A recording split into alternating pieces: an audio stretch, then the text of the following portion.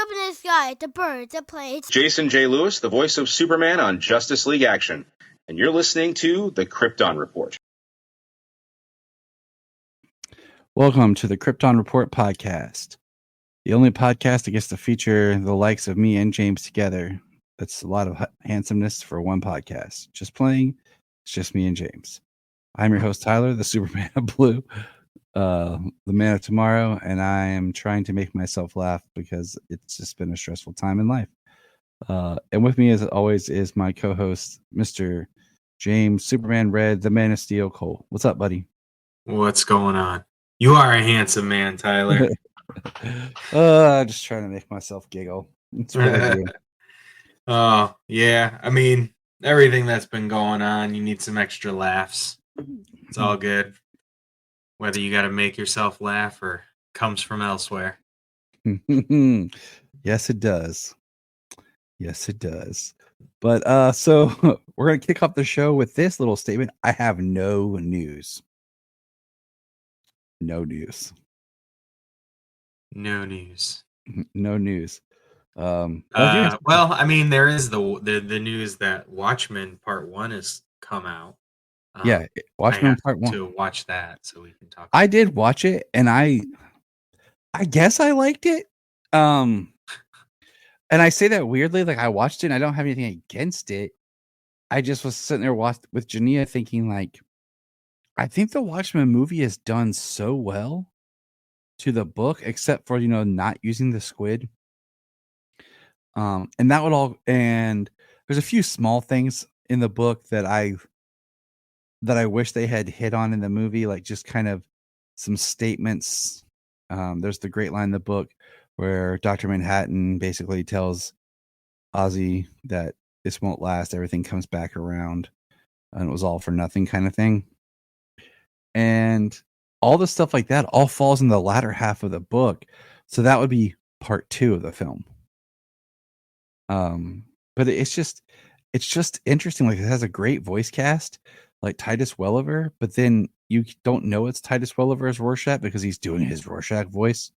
And I think Jackie Earle Haley just knocked out of the park with his Rorschach voice.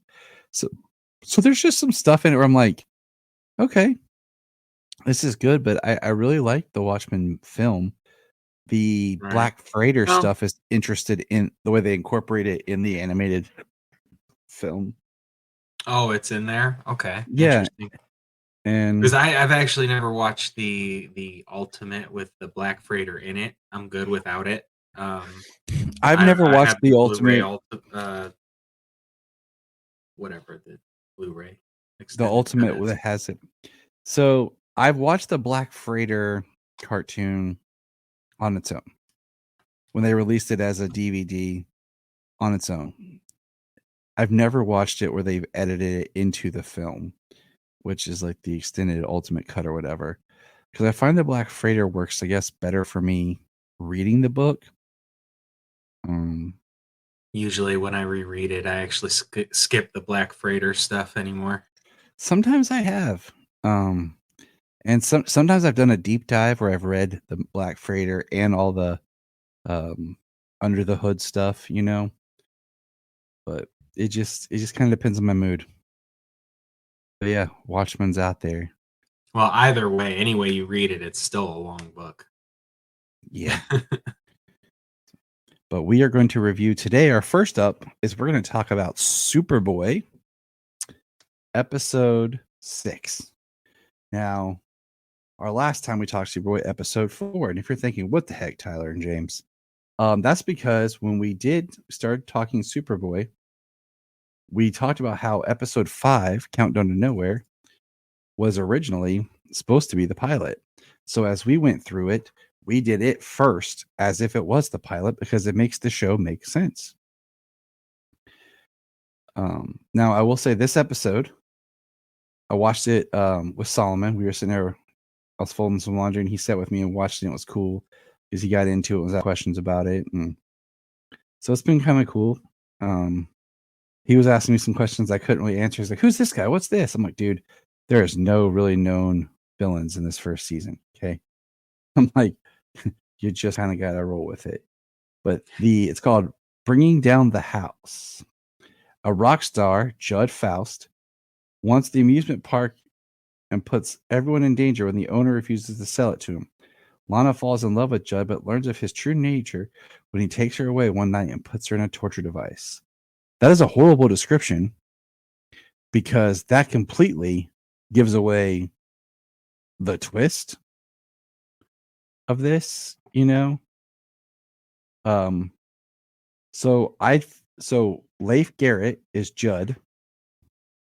80s rocker Leif Garrett. So that was a nice little cameo surprise. Right. Yeah. Probably a nice little get at the time. But I was like actually digging this episode because I thought it was kind of neat, just the whole theme park and the baseball and like you're seeing around Florida and Clark's interactions with things. And I was like, this is kind of cool.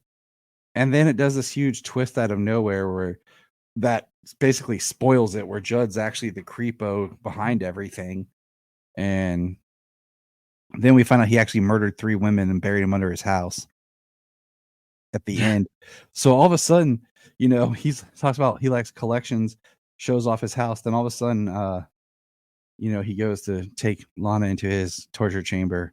He likes to collect screams. And the episode just took a dark turn. And then they're like, what about the others? And what do you call it? Clark's like, they found him. Police found him under his house. Right. I was just like, holy crap. Yeah. This one went off the rails in the last couple of minutes. Yeah, definitely with his little dungeon there. Took a turn pretty quick, and I mean you see that dungeon on TV, that's like it's like satanic worship. You know what I mean? I was like, is it about to go BDSM? Like, do I gotta like have my son leave the room? Like, it's a Superboy. Yeah. So yeah, quick turn. I mean, as soon as he came in and said it was his manager, I pretty much expected him to be involved. So I thought the manager was trying to set him up one of those like, I did it for you to boost your career type things, but no, it did not go that way. No, sir. But I was like, dang. Yeah.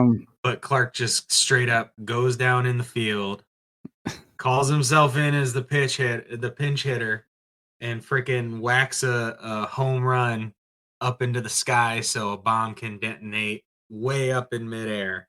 Just walks out on the field and does it. and they know it's Clark. That's what was crazy. It wasn't like he swooped in as Superboy. They're like, is that Clark? And he has no glasses on, but he has a hat on. I actually thought Superboy was gonna come in and like catch the ball and just like flak jacket the bomb. Good old Superboy. I don't know. I like I said, I was digging this whole episode till like the end, and then I was like, what the did I just watch? No, I mean the whole episode was fine, and I mean, yeah, it took a weird turn there at the end, but they already clearly involved him as soon as he hung up the phone. Mm-hmm. So it was like, well, he's got to be something more evil here at the end. Didn't have that much time left. Yeah. I told Solomon as we were watching it, I really like John Hames Newton's Clark Superboy. The more I watch it, like I like his version. I think he's my favorite Superboy. Out of the two. I will certainly see. I got the rest of this season to finish, and then after we finish this one, we'll go to season 3, and I'll see some more of Gerard's, and I'll get a little back and forth to see how it goes. Yeah. Yeah, I mean, yes, Gerard Clark isn't gets this Clark is not as Reeve like, you know. Gerard gets better in like seasons 3 and 4, but I like what John's doing. So, all right, that was Superboy. It was a fun, adventurous Yeah. Adventures with episode. Superboy, and it had a different opening. Yeah, it felt a little different, but I was like, did they tweak it? But the next thing we're going to talk about, so we're now going to talk about making sure that as an aging male, you're getting checked at the doctors. Use promo code James for 10% off your next doctor's Promo code. Yeah, for your next turn and cough physical, right? There you go. appointment. All right. That's Promo that code. response. But here we go. Here we go. Seriously. We're going to be talking about the New 52 Superman in Action Comics. And as we brought up before, we're doing it this way as just an interesting step into the writing process. But the first volume of Action Comics, as collected on the DC app, says DC Comics took us a bold step and renumbered their longest running monthly comic, Action Comics, to number 1 for the first time since 1938 as part of the DC Comics The New 52 event. With this numbering comes a new creative team featuring comics legend Grant Morrison and fan favorite Rags Morales. While Morrison is no stranger to writing Superman character, having won 3 Eisner Awards for his work on All-Star, Action Comics will be something new for both old and new readers, and presents humanity's first encounters with Superman before he became one of the world's greatest superheroes. Set a few years in the past, it's a bold new take on a classic hero. Collects Action Comics 1 through 8. All right, just quick. And look, I'm wearing my shirt. Oh, nice. Yeah. It's an awesome cover, by the way. It is an awesome. It's also a great cosplay. Yeah, easy cosplay, and for a modern retelling of like the golden age of Superman coming from Grant Morrison, it's actually pretty freaking awesome. So I'm going to say this just before we go into, I liked this interpretation of a younger Clark Superman here. I like his attitude. I like what he's doing. Like you said, it's definitely like the golden age where he's, fighting for the downtrodden. I really like what he's doing. Oh yeah, he's going after corrupt people. He's fighting for the people who can't fight for themselves, like you said, the downtrodden. They talk about how a woman is being abused and Superman got involved. And yeah, it's very some of the things that they reference is some of the earliest stuff if you read like Action Comics #1. Mm-hmm. It also what do you call it? The with George Taylor. So as the editor of the Daily Star. Yes. And he works at the Daily Star, not the Daily Planet. Yep, because the Daily Planet's their rival. So it does go hit on some things like that. I do want to say that as we go through Action, we will mention, but we will skip over and not re-review tie-in issues that we talked about during the Hell on Earth event, as well as the Doomed event. So just wanted to bring that up. So there'll be a nice little probably chunk here. We'll just have to go through it and be more cautious as we go through it here. Well, it'll be interesting because we read it with the volume. Like we didn't read like the Hell on Earth storyline. So we missed some of those other little issues, reading it just from that Superman. Because there's one Hell on Earth or 2. But there's I'm not sure. You got farther in reading action this well, week. no, than I did, so. I'm just looking at there's one official Krypton Returns Part 1 is an annual for the Hell on Earth tie-in. I'm just looking at the list, so through the numbering. But we're going to start with Action Comics number 1. And I will say for the first issues, I really like it. But then it gets a little confusing as we go into volume 2, because I read both volumes. I got a little excited, but we'll start with volume 1.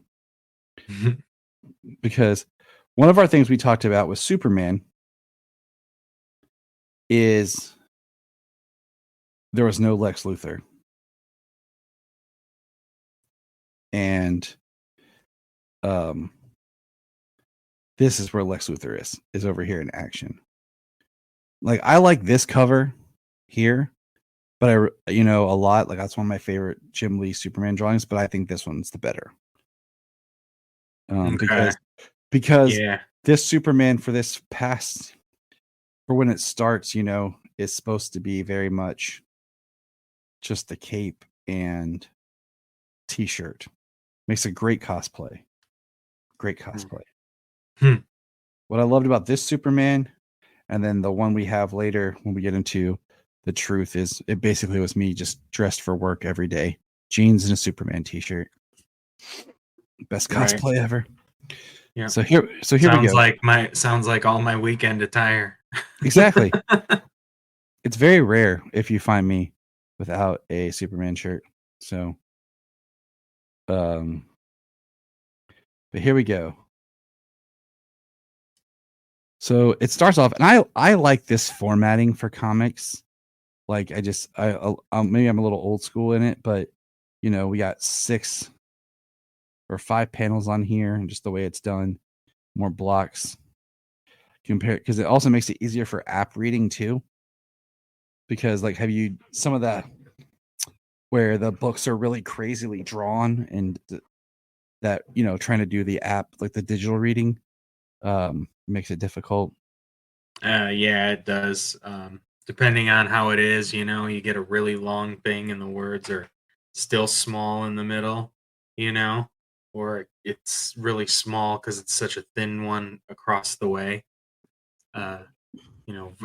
horizontally when you're holding it vertically. So the first issue is called Superman versus the City of Tomorrow. And we have him busting into Mr. Glenn Morgan's apartment. The police are all there, and he's standing on the edge. And so he says, and I like how there's the Glenn Morgan yelling, "Somebody save me." Yeah, right. And I almost sung it. It kind of came through in my head. And we see Superman basically fall, like takes a step off the roof and lands on his basically feet, because he can't fly yet. He can just jump. And what I like is where he's more aggressive, and that's very Golden Age. Where he's like, nobody's so big they can't be taken down a peg or two. I can keep this up as long as you like, mister. You know the deal, Metropolis. Treat people right or expect a visit from me. And then we have a really good, something they do in this book that I really like, is the effect of like shading his eye blue to show that he's using his X-ray vision. Right.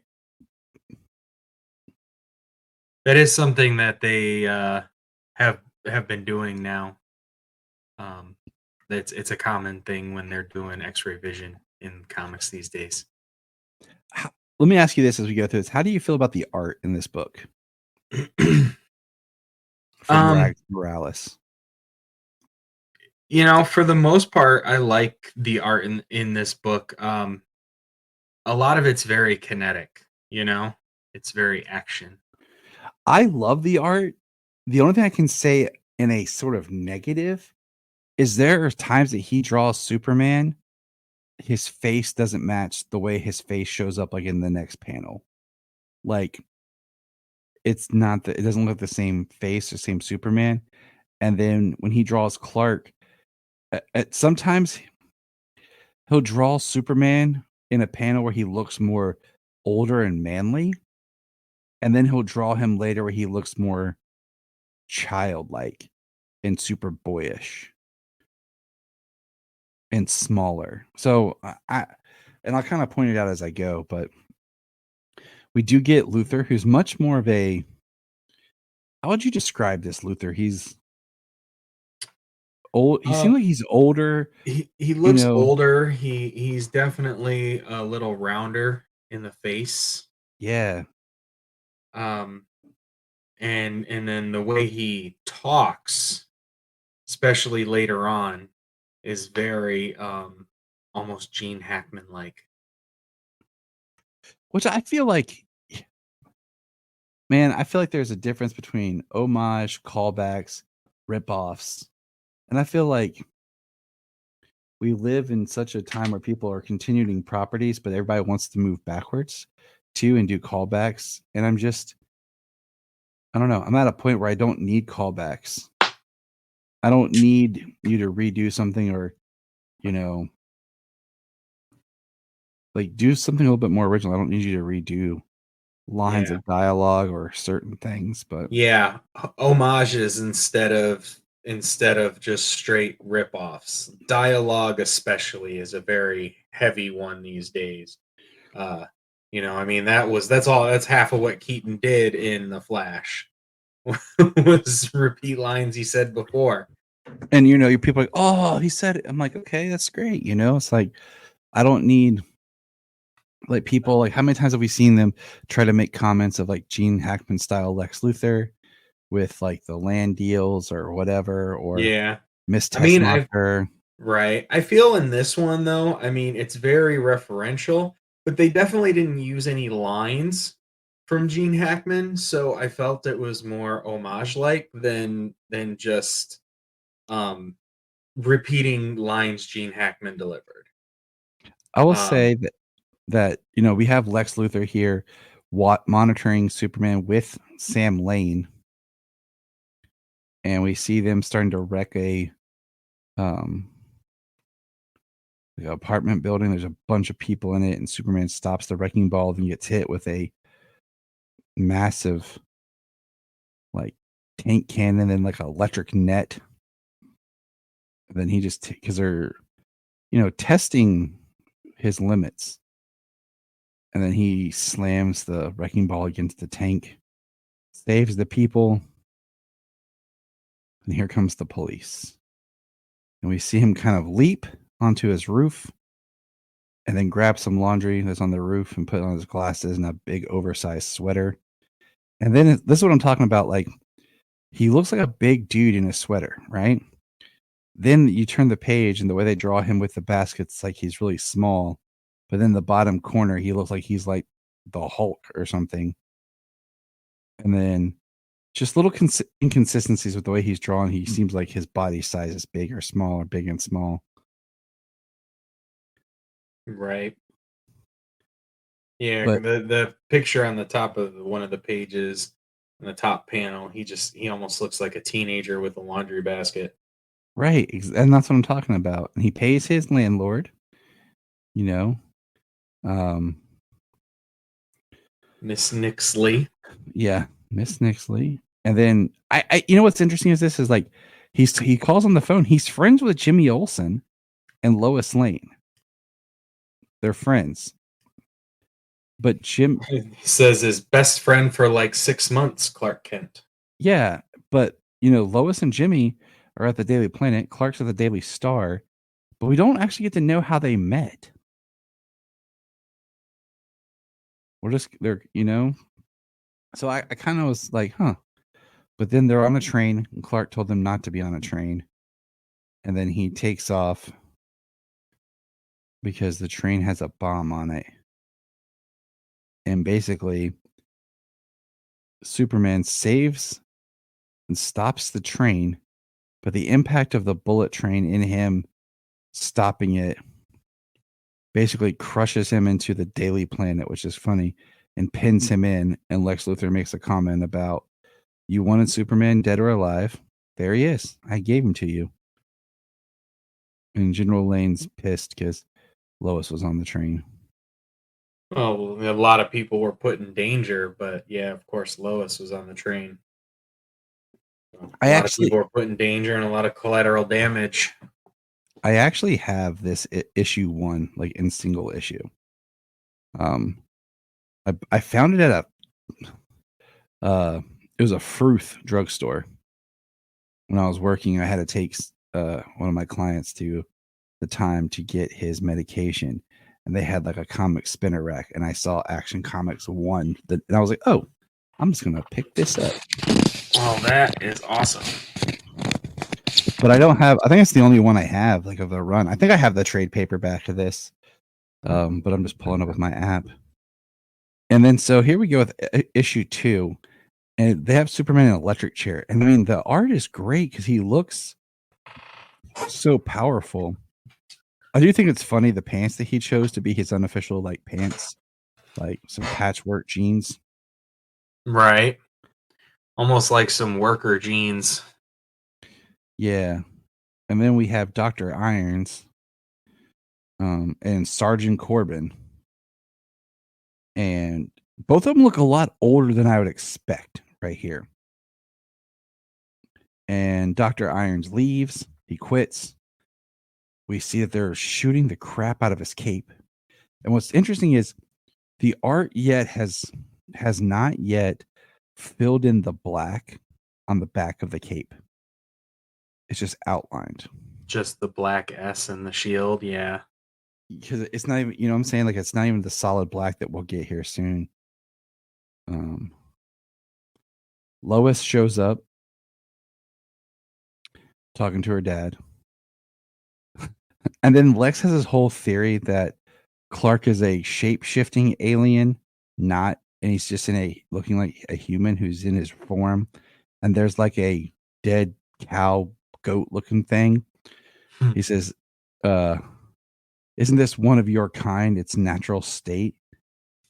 And Clark just starts laughing. And Lex gets so mad and it's like, shock him. And he says, I like this line, "Except my eyes don't just absorb radiation like yours do. They emit all kinds, like the microwave that I just cooked your equipment with." And we see all their computers don't work. And we see like, okay, if you're on the page of Lois and Corbin, where she's trying to get into the facility, on the left side, her face is all scrunched up and looks weird. Like she's constipated. The bottom, she looks like almost a completely different person. And Corbin looks like he's an old dude pretending he's young, pretending to be Ted Lasso.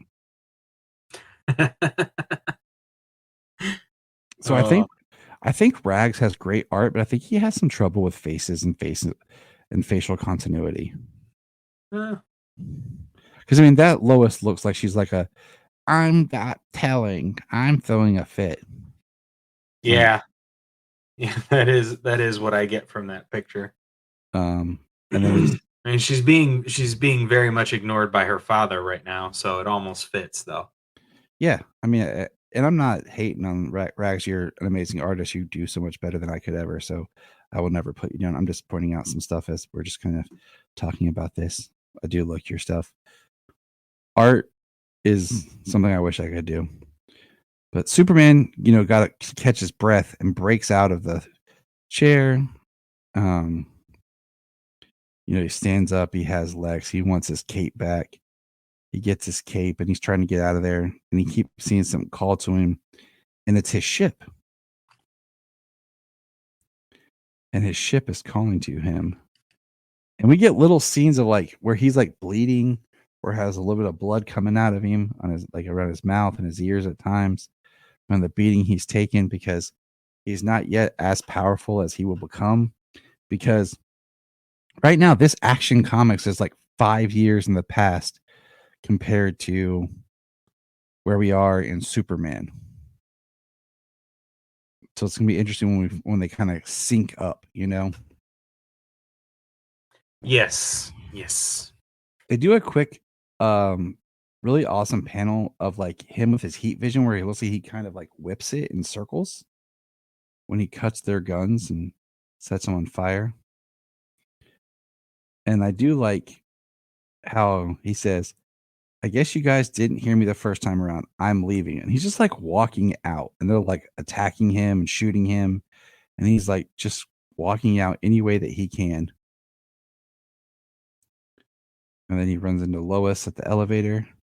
And then we have Corbin showing up to find his metal suit that he's trained for, the Metal Zero.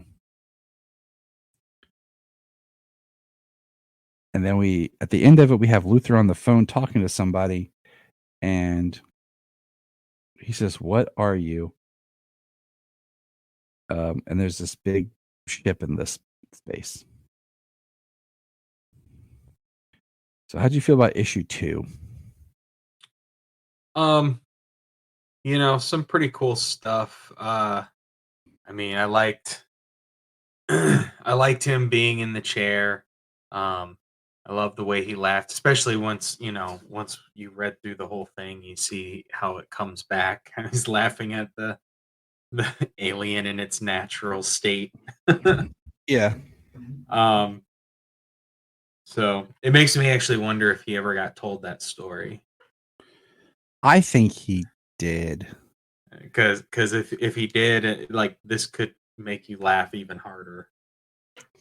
So, in issue 3, he's having like dream flashbacks to Krypton. It's a very different looking Krypton. But when we do get to see we get to see a very, beastly Crypto. And we see Jor-El. And we see that what we can speculate, and we do discover, like, I'm just going to spoil this part. I don't care. One of my favorite things about the New 52, and I wish that this was done in a Superman film, is I love that his cape was actually Jor-El's cape. That Jor-El actually takes off and wraps the baby in when putting him in the rocket. Yeah, and Jor-El says that it was his father's cape. So it's this lineage thing, and it's an actual cape and not a blanket. It's something of his father, because if you notice, like, it's actually Kryptonian fabric. It's tied around him right here, because he's wearing the t-shirt, and it's not actually part of his suit later. It tucks, to his suit. So that's something that I really have liked about just the interaction in the New 52 with Jor-El. But now we're back to Clark in his apartment. Even his round glasses are very early Clark Kent that we saw in the Golden Age. And this is like some of this right here. Like, this is what I'm talking about. Like the different faces, like the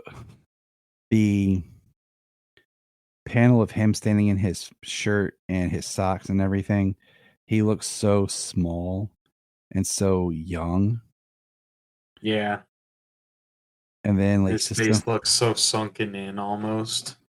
Yeah. At the chin. And just like, he's being harassed by the police for his story and his stuff. And then there is he cracks some wise right here where he says, "I'm a writer. The pen is mightier than the sword, and way easier to lift." And he's like holding his arm up like this. Mm-hmm. And then, his landlord, so what's all this about you're from outer space? And she hands him his shirt and cape. And then we just kind of cut to Jimmy and Clark together talking about things, about where Glenn Morgan, CEO of Galaxy Inc., is on the news. And Clark gets a call from Icarus, who gives him tips to help with his story.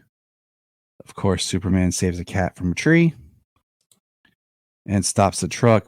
Like, okay, I'm sorry, but this just feels like ignorant Superman. Okay. The girl's standing there to get her cat, and he breaks the truck instead of just like moving the girl. But it is a weird panel setup because it's like he stops the truck. The cat comes in his arms. He hands the girl the cat. She's screaming. Then people are throwing bottles and bricks at him. And then it immediately goes to him with his shirt and boots and stuff in the trash. It's just, I don't know. It's just some weird layout stuff. But I think it has to do something with what's revealed later. I listened to Grant Morrison talk about it years ago, like over a decade ago. So we have Clark showing up where Lois and Jimmy are doing an interview with the owner. I'm looking for his name.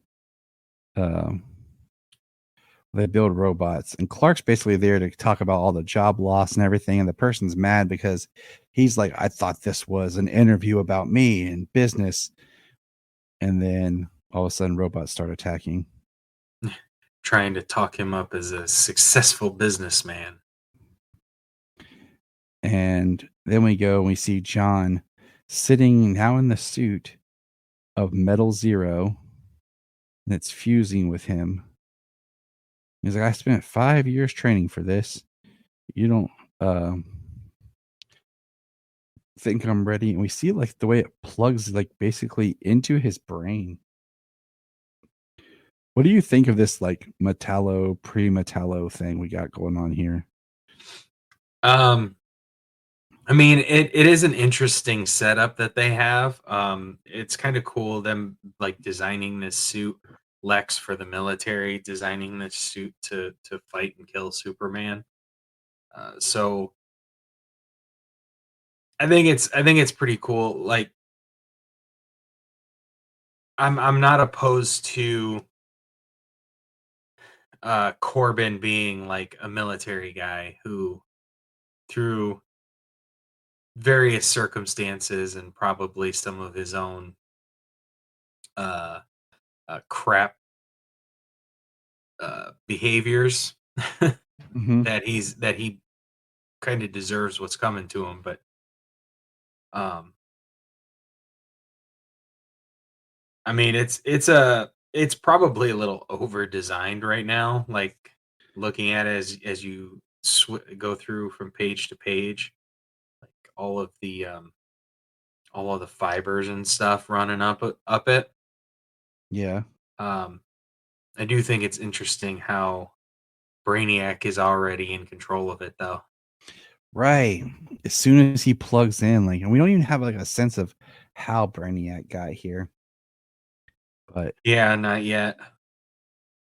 John is overtaken, and he says, "Then where is Superman?"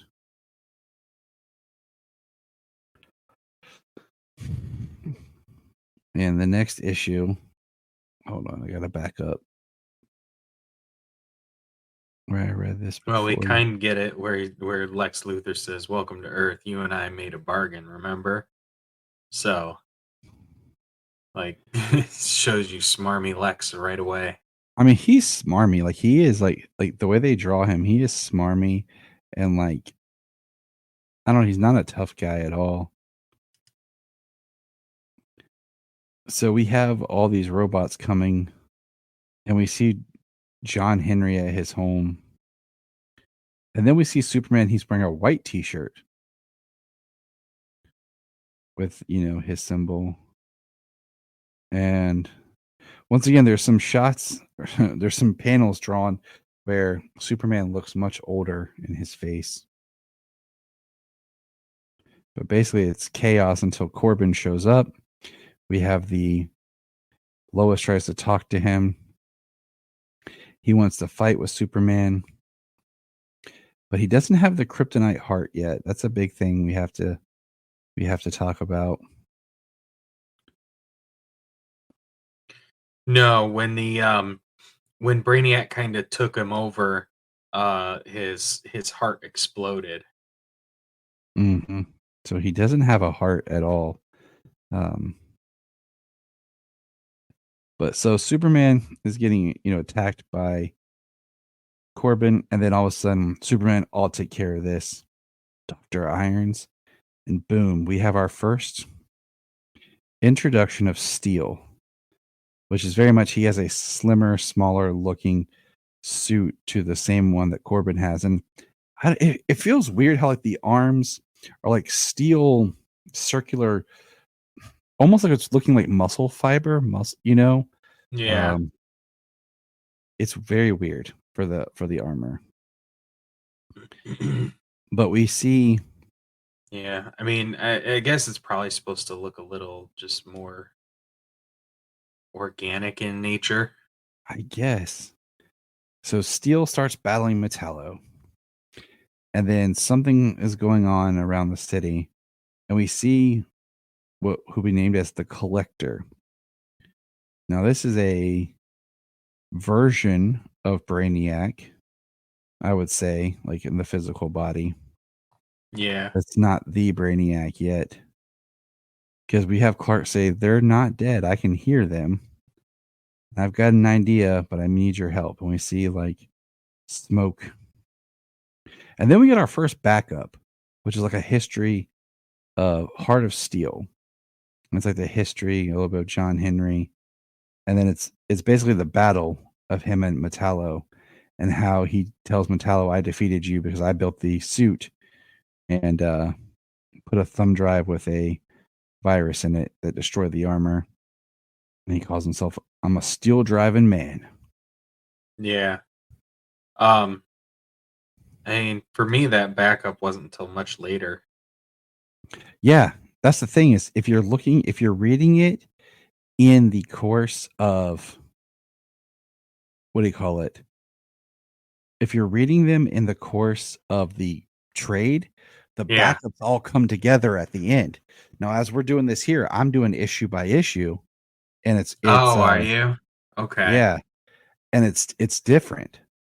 Oh, yeah, that is different. So now, like, we're on issue 5, right?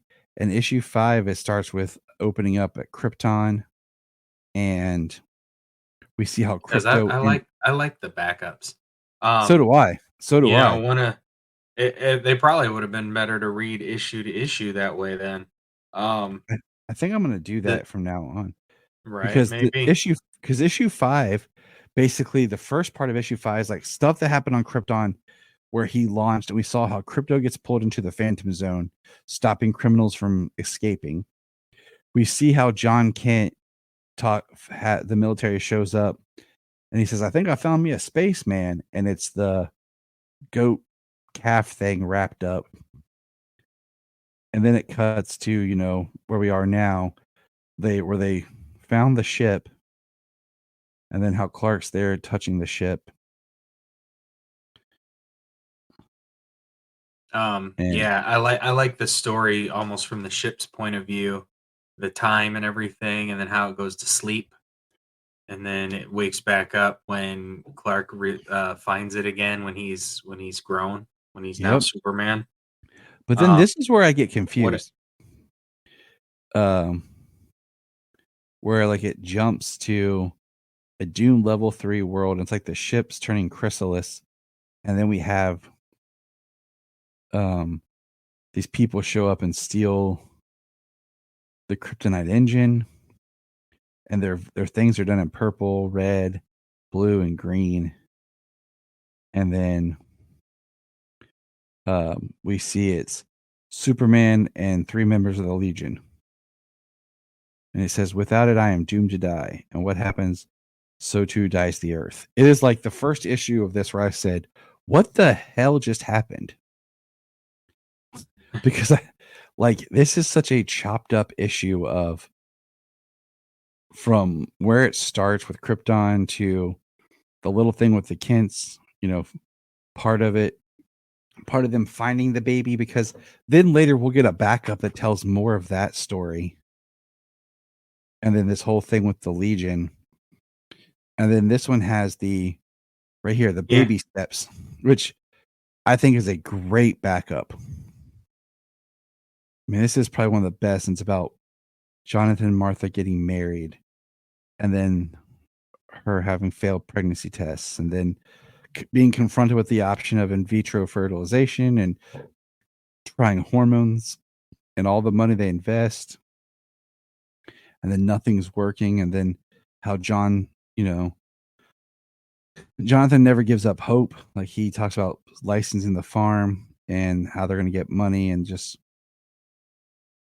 they want to be parents and what they can do, and then we see the rocket coming.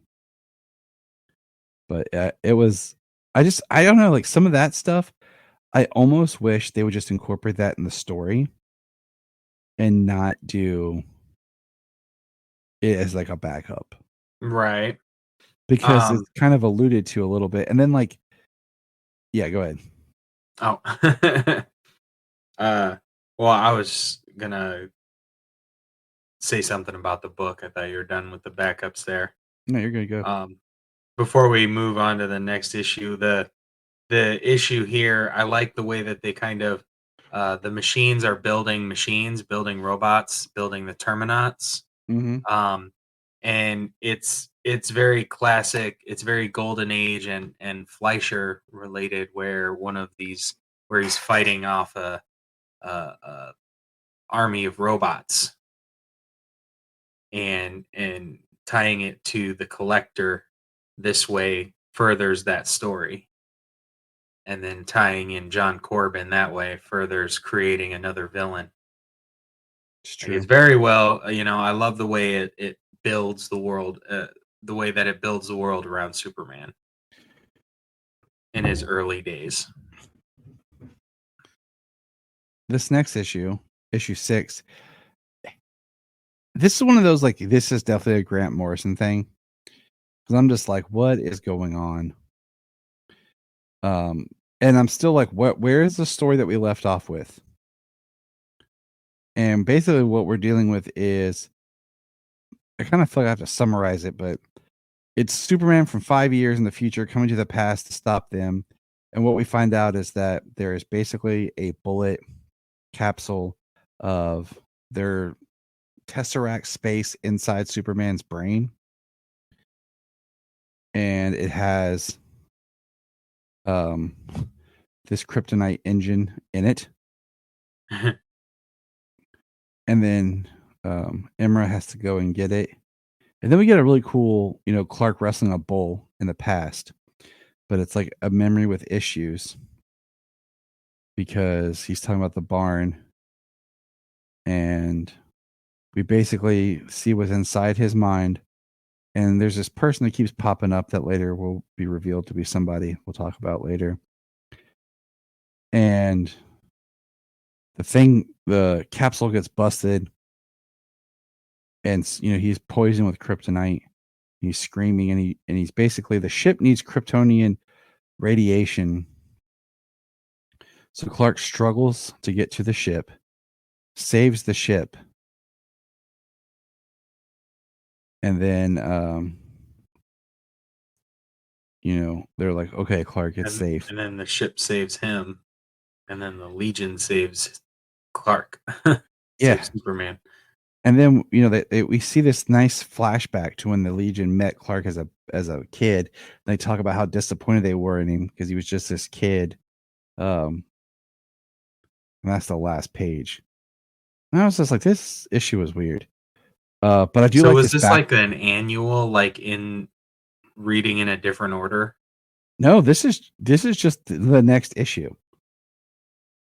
Like, this was just okay, because this issue that you're talking is the last issue in the trade.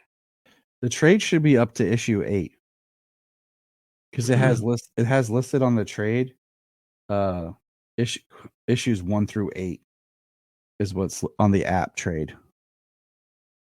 No, I know it's 1 through 8. I'm saying that this issue with the Superman people and the Tesseract space in his brain. They moved it. It's the last issue in the trade because they moved them out of order, and that's what I'm saying. Like, this is how how we get pissed off, because they wrote this, but then they shift stuff around. So we're just going to do it issue by issue, I think, because this is why people get met. This is why I get frustrated with comics. Is because you write stuff convoluted, you change the order. And if you look in the trade, it doesn't tell you what issue number you're on or anything. But the last backup on this is Clark Kent giving his farm in his house, the Kent farm, to another farmer who had lost his house and farm because Clark's moving to the city and both the Kents are dead. And he says, take a look around. And it's just kind of Clark going through the house, reliving memories of growing up there on the farm with Pete and Lana. And I do think it's weird that he only takes like one picture off the wall and just leaves like pictures of his parents married and him as a baby in someone else's house now. Right. But It's then, like, please take everything down and box it up and store it nicely for us. Okay. So now, like, we jump back to, we are now at issue 7, which is where we left off previously with City in a Bottle.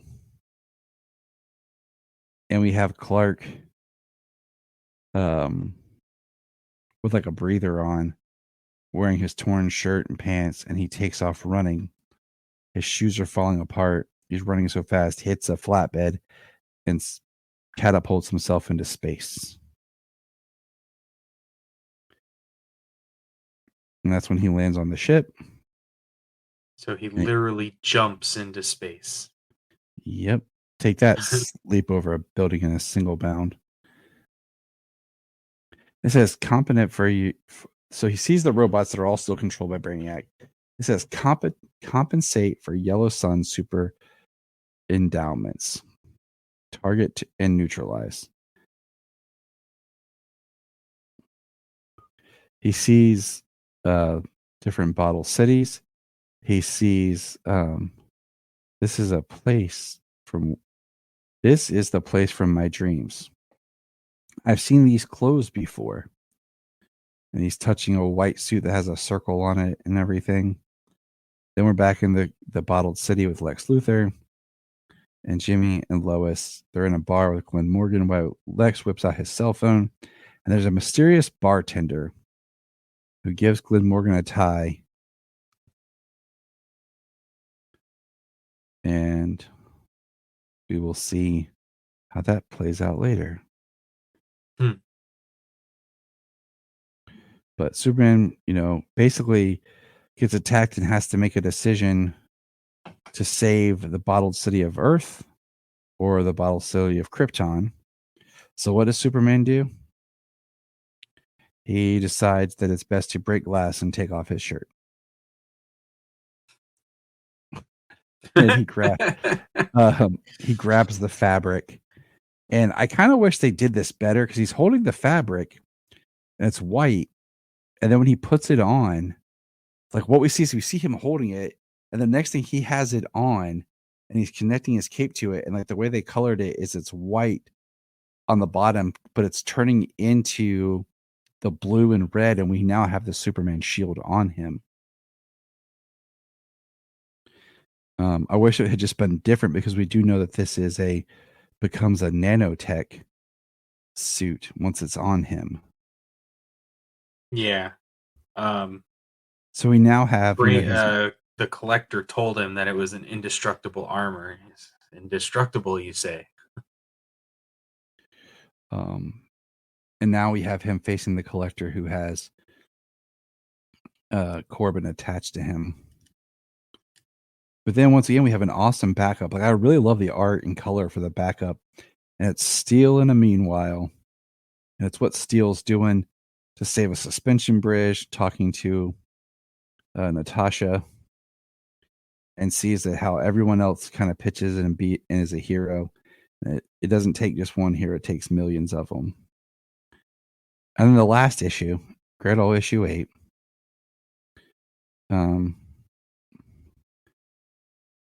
I go back to the beginning. Jesus, save me. We have Clark battling Glenn Morgan's having a nervous breakdown. He keeps battling the Collector, who's very much like a centipede or something. He's almost insect-like. Yeah, he's like an insect. Like I said, he's like a proto brainiac, basically, because the term brainiac gets dropped here. When the alien intellectual brain interactive system is a collector of planetary, um, why can't I pronounce that? Ephemera. Yeah, I was like, why can't I pronounce that word right now? Are you kidding? Brainiac? Write that down, Olson. Glenn Morgan has a mental breakdown yelling about the bartender. And then we get this really weird shot of Clark battling. Don't stop. I don't give up. He takes down Metallo. Metallo backhands him, and we see the suit is a little white again. But then we see him saying no, no, no as people get like one of the jars break. And then it says, that's it, no more. And it's like him in completely different suits, colors and patterns and everything. And he's holding like a spear. And then he flings it at the collector. And like I said, I think that all pays off later when some things are revealed to us. That's kind of what I wanted to try to get through all the Grant Morrison run at once, but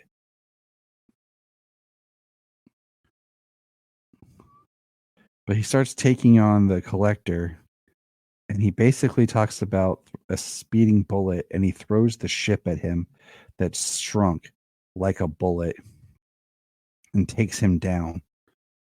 And the ship basically makes like a chrysalis crystal cocoon.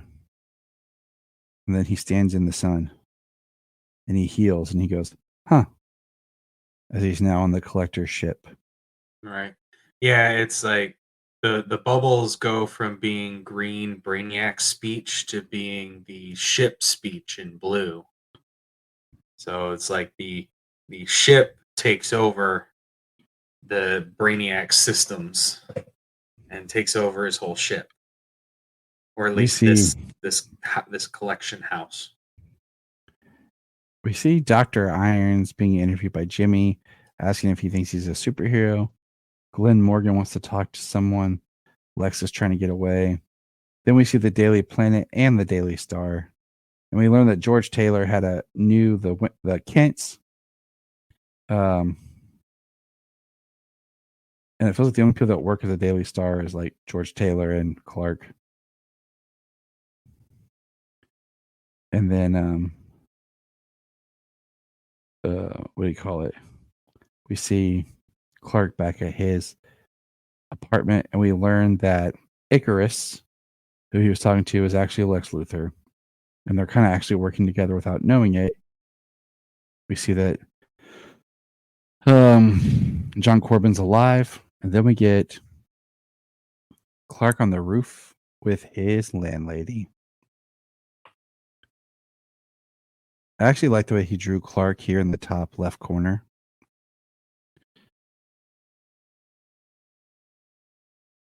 And so she says basically, you're a good boy. Your secret's safe with me. And then you turn the page and I'm like, what is this? Like the art is completely different. He's getting the key to the city. And it was kind of jarring. And then we see him at like his parents' grave. And then what is this? I don't know what that is. And then we see him, he's on the ship staring off. And then we have an epilogue of a dude hunting a T-Rex. And that is the first 8 issues of Action Comics. Dun, dun, dun. So, yeah, how you feel about that, James? I mean, some of it's pretty, great Grant Morrison storytelling and pulling things back around, getting to see some different stories, having the backups written by Sholly Fish. Though, especially the Iron stuff was pretty good. I like that. I like the family stuff. But yeah, it's really cool, but it's also, very Grant Morrison, where some of it's really awesome and some of it's really out there. Yes. Yes, it is. So, I don't know. You keep reading the issues and I'll read the trades and we'll see how it differs. Okay. All right. So our next reading assignment for our faithful listeners here is going to be Action Comics number 9 through 12, number 0, which I love number 0, and annual number 1. So that's our next, which is volume 2. And we'll go from there. So I have a love-hate relationship with Grant Morrison sometimes. Like sometimes I think he's really great, and then I think sometimes he over convolutes stories. And yeah, he has a very deep storytelling elements, like he can do some really great story stuff, and then he just starts to delve into this stuff, and he's talking all this pseudoscience type stuff or higher dimension consciousness type things, and then you're like shoosh sometimes. yeah, you are. You're like, okay, dude. But like, okay, Grant. Good talking with you, pal.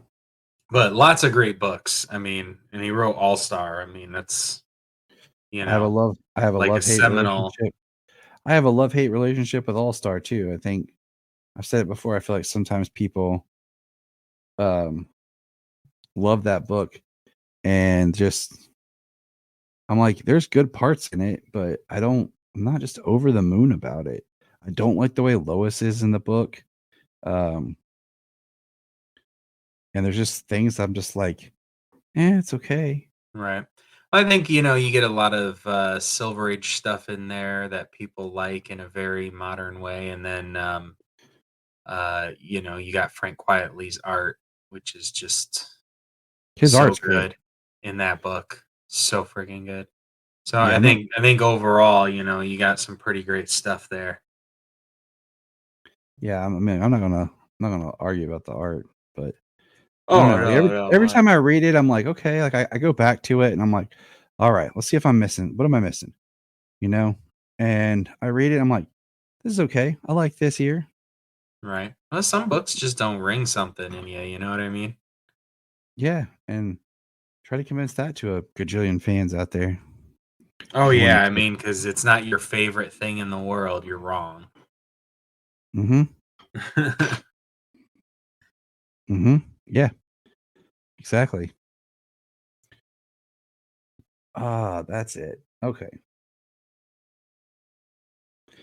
All right. Well, good listeners, thanks for hanging out with James and I.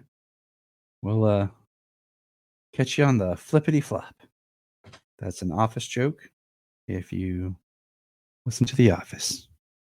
If you Watch watch The Office. The Office. Yeah. I'm too tired. I gotta get out of here. I mean, some people probably just throw it on and it's there and they just listen to it. There are shows that I can just hear and I can basically watch it in my head Mm-hmm. as it's being played. And I'm sure The Office is like that for plenty. Yep. So. This is Dan Jurgens, and if you want to have a good time, keep listening to the Krypton Report. Look up in the sky. We want to thank you for checking out the Krypton Report podcast, and we ask you to check us out on all of our social media, on Twitter X, Facebook, Instagram, Blue Sky, Hive, Threads, YouTube. We're everywhere. And if you want to be a guest on the podcast, just send us a message and let us know. If you are like Tyler and James and can't get enough super talk, check out these other podcasts. Digging for Kryptonite, Supergirl Radio, The Last Sons of Krypton, the Superboy Legacy Podcast, All-Star Superfans, Superman the Animated Podcast, The Aspiring Kryptonians, Always Hold On to Smallville, The Geek of Steel, and Truth, Justice, and Hope